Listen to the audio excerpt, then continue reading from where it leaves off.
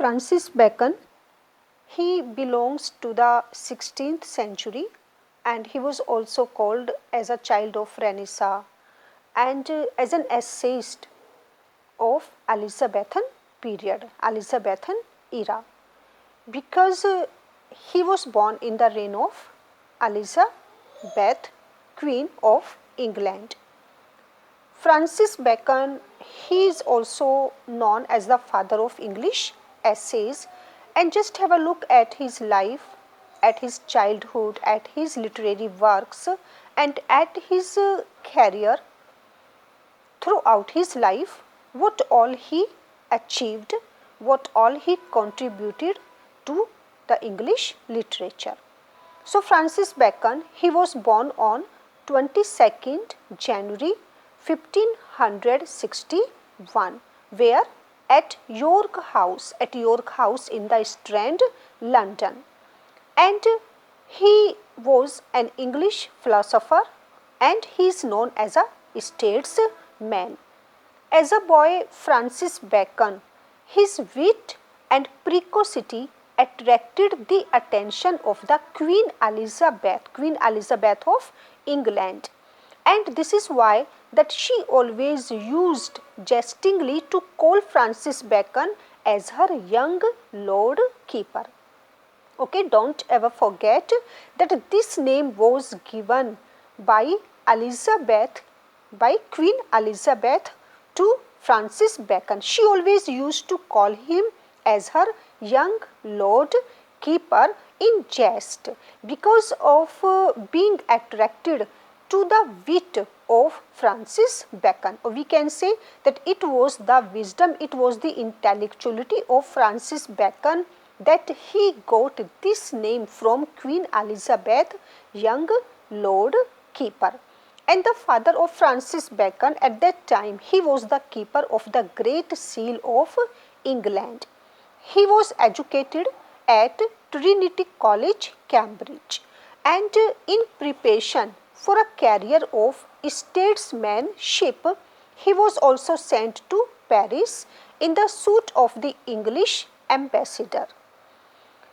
Now, the father of Francis Bacon, he died in 1579 and it threw him upon his own resources because now his father was no more.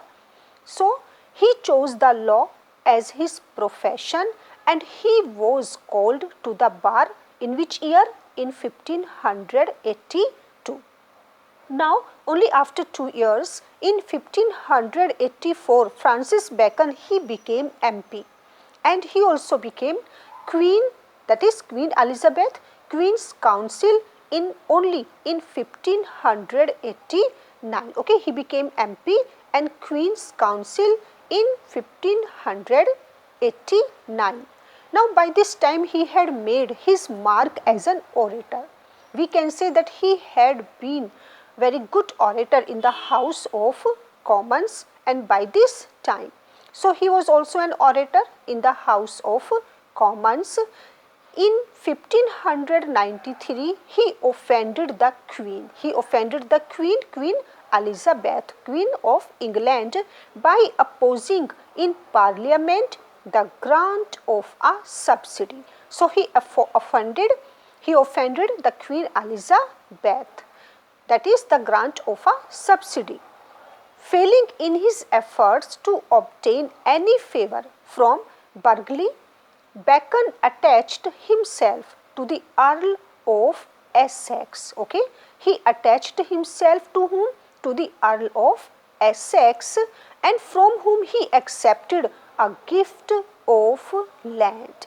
Now, Bacon, he also got a favour, and what he accepted, just like a gift of land at Twickenham. He advised his patron in 1598 to undertake the suppression of Trony's rebellion in Ireland. And when the Earl of Essex, he returned in disgrace, and when the suppression of Trony's rebellion in Ireland, And when the Earl of Essex, whom he was a confidential counselor or confidential advisor.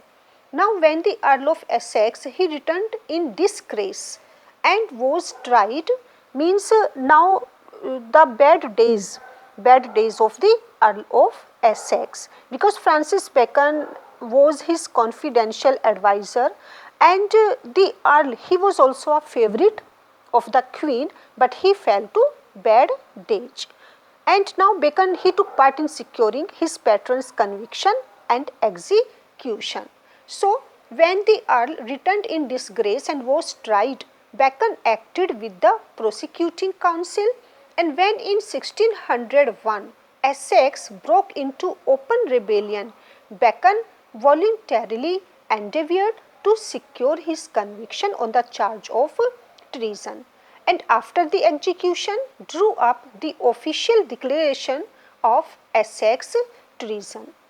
After, we can say that after the execution, he drew up the official declaration of Essex treason, and Essex treason, that was Earl of Essex. So all it happened with Francis Bacon in the court. His mother was also from the royal family, and of course his father Nicholas Bacon, he was Lord Keeper of the Great, that was of the court. His father Nicholas, what was the name of his father? Nicholas Bacon. And Francis Bacon, he had been very favorite to Queen Elizabeth. Now, after the accession of James I, Bacon rose rapidly in favour and fortune. For example, he was knighted in 1603. He became Attorney General in 1613, then in 1616 he became Privy Councillor, Lord Keeper in 1617, then Lord Chancellor, Baron Verulam in 1618, Viscount St Albans in 1621. He got all of these kinds of achievement in his life in a very short period. Then came a sudden crash. And how did it happen? Francis Bacon, he was charged with bribery. He was impeached before the House of Lords on charges of official malpractice, and that he used to take bribery. This was the charge against of Francis Bacon, and for that he was also imprisoned. He was fined and he was proved to be guilty. He offered no defense and he was fined $40,000, and even he was sentenced to imprisonment during the king's pleasure. That is the reason that Alexander Pope, he has called him the meanest of mankind, and perpetual banishment from parliament. Okay, he was banished from the parliament and court because of this malpractice, official malpractice, that he used to take bribery. This sentence was never carried into effect because he was a very famous person. He had got each and everything in his life, and there was no power to go against him. And ultimately he received a royal pardon. That was the reason that he received a royal pardon. Francis Bacon, he also spent the few remaining years of his life in scholarly pursuits, and he died in 1626 from complications arising from a cold caught while he was making a scientific experiment, it is said. Francis Bacon, he also married in 1606 to Alice Brenham, and after that he turned to literature and he made a mark. He got a lot of popularity even in his literary works also, and we can say that it was rather the most productive period of his life when he wrote works of great literary value. The advancement of learning, his very famous work History of Henry VIII, and the Need, Atlantis, Novum Organum, are very famous works, and his essays are very well known work of Francis Bacon. He his career but his career carries the sport of deserting his friends.